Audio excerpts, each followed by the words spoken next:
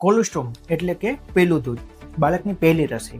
Delivery પછી આવતું શરૂઆતનું પીળું અને ઘાટું દૂધ ઘણા લોકો ફેંકી દે છે, પરંતુ શું તમે જાણો છો કે મેડિકલ સાયન્સમાં તેને બાળકની પહેલી રસી માને છે? આવું કેમ? ચાલો જાણીએ.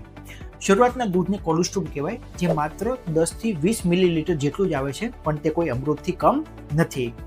કોલોસ્ટ્રોમમાં એન્ટીબોડી, ખાસ કરીને સિક્રેટરી IgA હોય છે, જે ભરપૂર માત્રામાં હોય છે. આ માત્ર ખોરાક નથી. જ્યારે આ દૂધ બાળકના આંતરડામાં જાય છે ત્યારે પ્રોટેક્ટિંગ પેઇન્ટિંગ જેવું લેયર બનાવે છે. આ લેયર બહારના વાયરસ અને બેક્ટેરિયાને બાળકના લોહીમાં ભળતા અટકાવે છે. ખાસ કરીને NICUમાં દાખલ ગંભીર બાળકો માટે તો કોલોસ્ટ્રોમ એક જીવનદાન સમાન છે. આ ઉપરાંત કોલોસ્ટ્રોમમાં લેક્ઝેટિવ પ્રોપર્ટી હોય છે, જે બાળકનો સૌથી પહેલો કાળો મળ જેને મેકોનિયમ કહીએ એ પાસ કરવામાં મદદ કરે છે, જે કમળો અટકાવવામાં પણ ખૂબ ઉપયોગી છે. ઘણા પેરેન્ટ્સને લાગે છે કે માતાનું દૂધ આવતું નથી કારણ કે છાતી ભરેલી નથી લાગતી, પણ યાદ રાખો, બાળકની હોજરી માત્ર એક લખોટી જેવડી જ હોય છે અને તેને થોડા જ ટીપા કોલેસ્ટ્રોમની જરૂર હોય છે.